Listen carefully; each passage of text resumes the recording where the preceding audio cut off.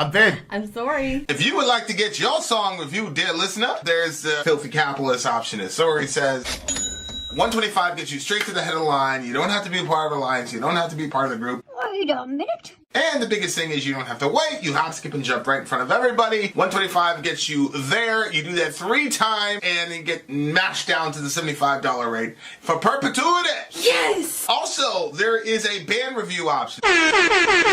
So if you've got a band and you're trying to get your band some exposure, hit me up at villageXchange@gmail.com, and I'll show you the details about how to pull that off. You can also jump on Patreon, and there is a option on the tiers to be able to get your band reviewed. Obviously, we can't lie to you, so we can't guarantee a positive review. Get what you get. It's just rubbish. Rubbish. Rubbish. That's British for garbage. My favorite is a community option. $1 at the gate gets you in a Patreon. You get to join an alliance. The alliance joins their points together, and that helps determine what songs that we do. The alliances hang out on Discord. Message me on Patreon to get the link. And they do all kinds of other cool things. They do Minecraft, Dungeons and Dragons. Yeah. It's really a community within the community. Anybody can go on the village, facebook.com/Vin and Sori. There's 160,000+ people on the channel. What's cool about the Discord is that it offers a real opportunity for community connection, friendship, that type of thing. And it's on Discord, so if you're not a Facebook person, it's for you. You start off at $1. Right. Plus you get exclusives. Sori and I are working on a song. So the first 15 seconds of that was on Patreon. Also, at $15 tier and above, when we actually debut the video, they're going to be there live with us. There you are, dear listener. Buy merch. Buy merch indeed, a child shall lead them. To buy our merch. Yes, dear listener, yes, dear listener, yes, dear listener. By the way, when you guys do buy those shirts or whatnot, send us a picture. And we will put you up on the... That's right. Where in the world is the village? village? Where in the world is the village? La Village. Ah, you guys, it's DJ Chad. He has returned. DJ Chad has returned to us. Has he done a DJ stream yet? Okay, this is one of... this is a football jersey guy? Oh, no. Oh, no, I don't Different think so. Chad, okay. That's interesting. Yeah, I forgot. That's right. No, I don't And believe he it's the same is one. here right now. Here he is, the man, the myth, the legend. Alrighty. DJ freaking Chad. We've got 3 bands. Whoops, that's 2. 3 bands, 5 songs tonight. So we're gonna have multiples of 2 of the artists. So that's pretty cool. We always love when that happens. Yep, that's the thing right there. Boom. We got a stream symbol right Oh here. shoot, that's not gonna work because there's no background on it. Shrink it down. See if it looks cool anyway. That's a good idea. I like the idea. I know, yeah. That was a cool idea, but okay. Well, I've got it against this backdrop, so it Okay. looks pretty good. It looks like a watermark. Okay. Yeah. All right, guys. You could put it right here on my neck. It'd be like a neck tattoo. Oh, I know, yeah, I know you love those things. Yeah, I think it's hot when a girl has a neck tattoo. Yeah, you can do the Cardi B thing right there. All right. Shout out to Cardi B. Oh my gosh. Okay, Misery Biz. I finally found you. I've been talking to one person, but it has their name, and so I'm like, who's Misery Biz? I'm trying to find the person everywhere, and then all of a sudden, I'm like, wait a minute. So I emailed somebody else, like, are you Misery Biz? He just messaged back. So he you is. finally found. I finally found one of man, our alliance leaders. The man, the myth, the legend. All right. Come on in. Wait, okay. What? She's dropping off some tea for us. Oh. Just added one more thing to her schedule. Thank you so much. I see. That's so wonderful. Thank you so much. Jazakallah. We're going to do this calmly and quietly. I don't know. Every time she brings me tea, I want to cry. Where the hell So sweet. This. I'll put you down there. Okay, guys. Here we go. Alrighty. Calmly and quietly, as Soraya says. We haven't figured out why that does that, huh? No, but this one has had issues since we first got it, so I'm gonna exchange it. Okay. Because like the whole time I have to keep clicking it. It keeps going up, then I have to click it down again. All right, you guys. But enough behind the scenes. Imminence. The name of the song is Jaded. Uh-oh. All right. Here we go. Imminence. Check it out. Jaded is the song. Here we go. Jaded for the win.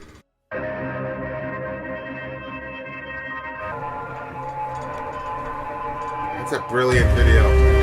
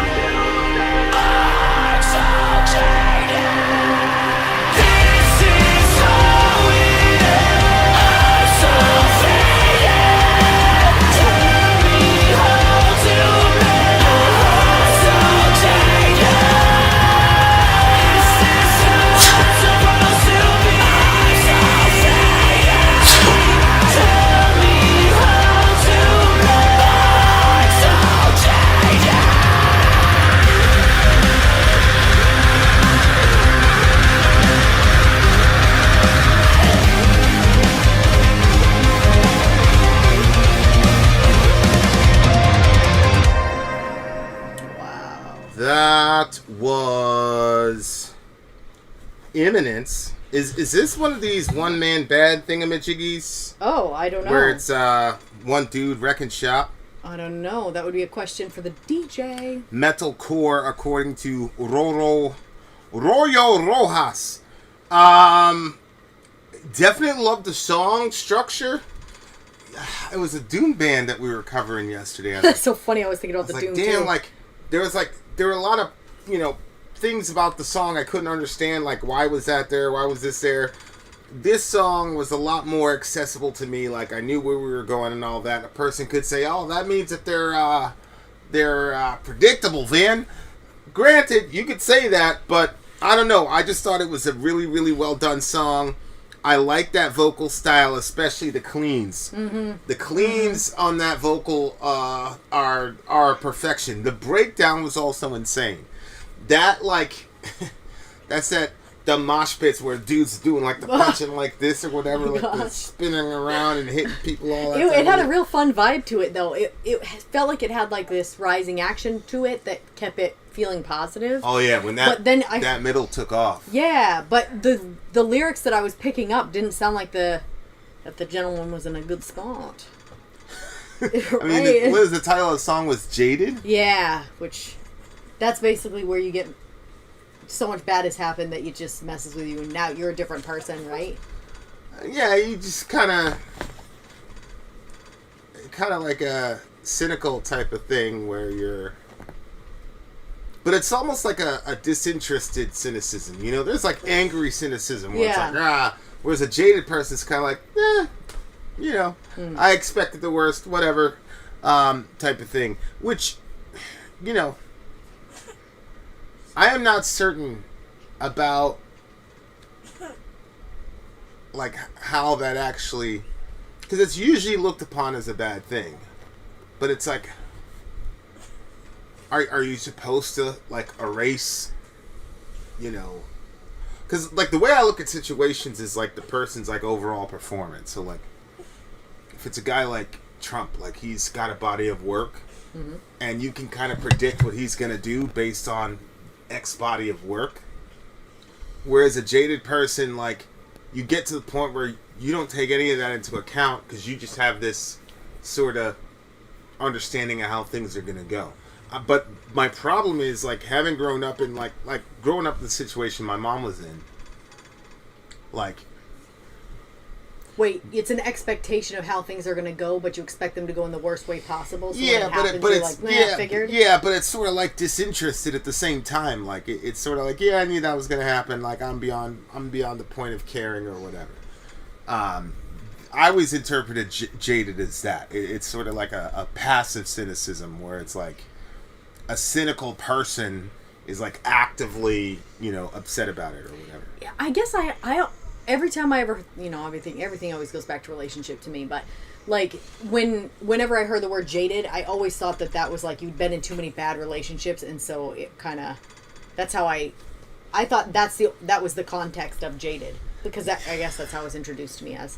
Yeah, the last time somebody used that terminology, they were talking about me and somebody else in the middle America, because me and homegirl were like, yo, like, it was something relative to the whole election, Biden, whatever.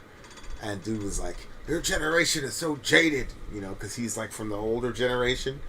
But my thing is like, and that's one of the reasons, like, when I'm hearing the song, I'm like, yeah, but is jaded a bad thing? Like, when it comes to, like, politicians, for example, like, especially after, like, the whole Bernie Sanders thing. Like, for me, I was just talking to somebody about that.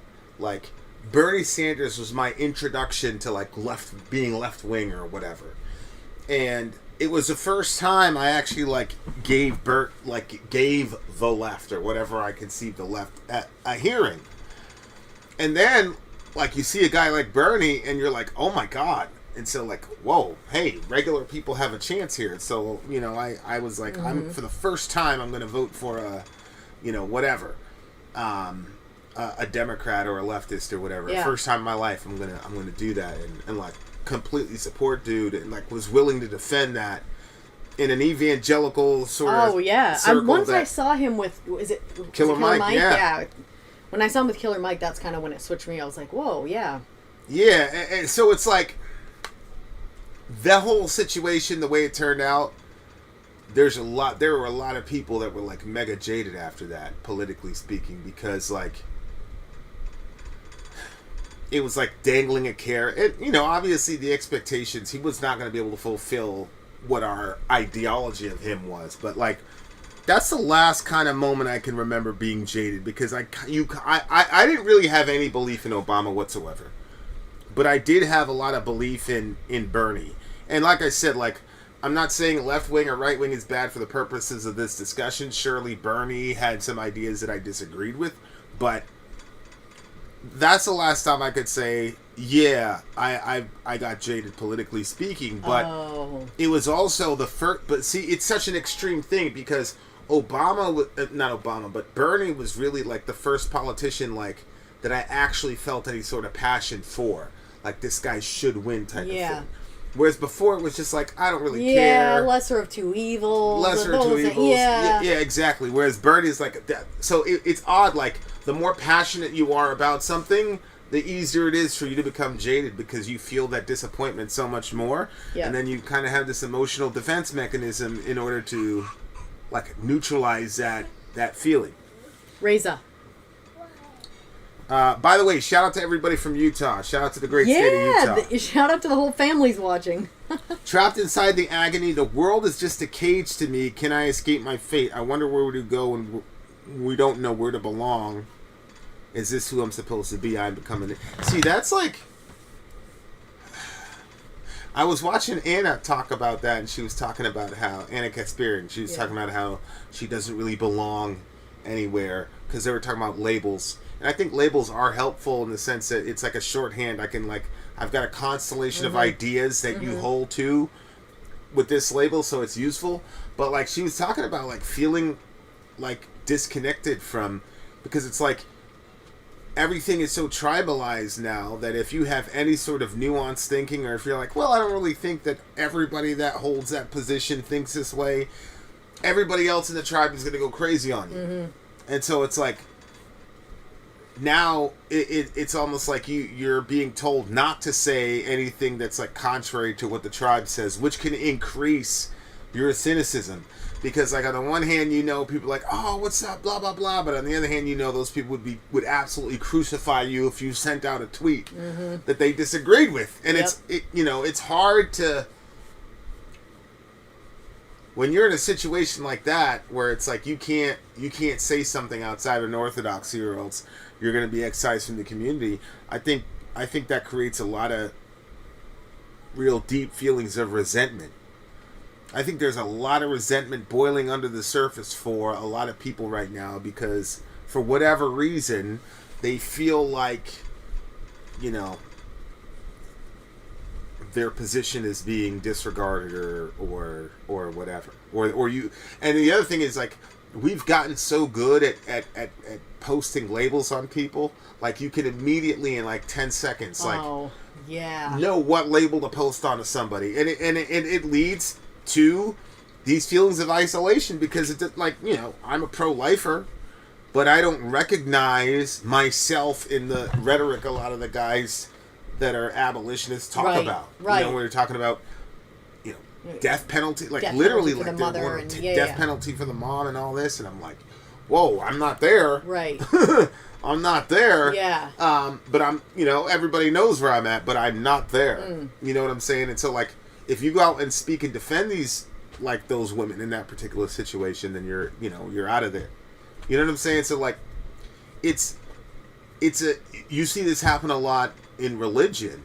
Like, religion is like the first sort of like experience that a lot of people have, especially in the Western world, of like that negative sort of like isolating feeling where you don't really belong anywhere, because if you don't subscribe to this and this, you're out of there. I had a friend that was, no disrespect to Utah, but he was in Arizona, and he was talking about there was a heavy Mormon presence in Arizona. He was talking about that, like how, you know, he was an evangelical, so his parents the parents of these other kids were telling the neighborhood kids not to play with them because they weren't Mormon, etc., etc. And so, like, he was talking about how he said they're the nicest people. Like, when you talk to them, they're the nicest people. But their policy, at the time at least, was brutal. Yeah, it's cold. You know, because Yeah. these guys were friends. Like, they were friends in school. And so, yeah. That's like, so, wow. yeah, so, like, when he talks about, like, don't know where to belong, like, that's really, really, really real. Like, that's a major problem with the internet, and it's the major, I think, contribution of the internet simultaneously is like I know a lot of people, I mean, even people in our community, like, if they didn't have, like, an outlet for them to be able to be themselves, God knows what would happen. Mm-hmm. You know what I'm saying? So it's like, it's a hard thing to deal with when you're trying to remain true to yourself, but you have all of these, like, competing, you know, values and competing ideologies that are pulling on you to be a certain way. So, like, that's pretty crazy. Feel like I'm out of my mind, spinning out of control, can't get out of my head. The weight of this is like a cancer inside, eating away the hope left in me. I need to find my way back, but I don't know where to go anymore. That's real. Oh, shout out to Delaney. D.O. in the house. Hey. What's good, little sis? Yeah, man, like, that's a tough one. You know, because he's trying to find his way back. Yeah. And my solution in those situations is to never go back. Like, once I'm, like, you know, like, I don't know, but some of it might have to do with, like, when we moved. We never went back. You know what I'm saying? Like, Yeah. you move, like, people, they're in the back, they're in the rear view. It is what it is. Like, so I don't understand, like, I don't really relate very well to that. I don't know, like, but I don't know, see, that's a thing, like, I don't know if that's right. Yeah. I mean, I feel like that the person saying, you know, like, when you're saying, I need to find my way back, it's like, there were, like, you know, you're trying to get back to it because there was some familiarity with it, but at the same time, like, that was With before, what? well, whatever it is that you left, like, you're trying to get back to it, that whatever jaded you. Oh, I see. You know, like, it could be relationships, it could be a belief system, it could be a school, a group of people you used to hang out with, any of it. Like, a politician, but there's, like, when this, I guess, like, the simplicity of a belief and, like, knowing, like, okay, this is the thing, like, there was certain beliefs in Christianity that I held for a very long time, that when I was taken from those ideas, it did kind of make me feel a little bit jaded because I was lied to a lot, you know, like, you know, I'd say a lot, but, you know, well, you know, you're being taught and you get taught these certain things because the people believe Like them, what? but, well, you know, like the bells and the bottoms of the legs of the priests and It's a little urban legends. yeah, and like the Bible Shout out to saying Sadie. like everything about alcohol is wrong, like you're basically going to hell if you even taste it. I mean, I was at a church, like, you know, like very uncomfortable that they were serving actual wine. I didn't even want to take it.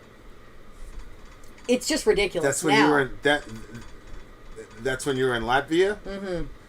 But with the actual, because they used actual wine for communion instead of grape juice. Mm-hmm. And you were taught that that's all they ate was grape juice. well, it depended on who you talked to. Like, my parents never really talked about it was only grape juice, but that is what they served at their church. But you know, when I got over there to Latvia, they wanted us all to participate because it's like, you think that you're better than them, like, Sure. why aren't you taking Yeah. it? But I had, you know, like, made a decree for my life. I was going to do exactly like my dad. I was never going to have any alcohol, blah blah blah, whatever. And then, you know, then I land in this situation where the leaders of the church that I was a part of said, the school that I was a part of, you have to take it. So, like, being forced, I don't know, like, it just, like, but then, like, years later, you find out, my word, it's not even a big thing, like, you should be having wine with communion, you know, like, Well, I would say the grape juice is a big thing. yeah, the grape juice is Like, yeah. As far as, like, you know better than God, so God prescribed actual wine, but you're going to do grape juice because you know better than him. Yeah, There are other yeah. things to consider. I heard somebody say one time, I was like, little bro, there's nothing else to consider. Like the thin elements are wine and Yeah, yeah. unleavened bread. Like that's it. Like, To be honest with you, I think that, of course, I did hear some people agree with that, but like my understandings of alcohol, it was so extreme that I thought if somebody takes communion, like that could throw them back into alcoholism. Like they get a little taste of that it. was a big... And there were some people that we knew that were in that situation. It was a big concern in our group because we had people coming off hard drugs, man. I'm talking about heroin. People like, lives on the line, almost dying, like 2 minutes out from dying from ODing, Narcan, whatever.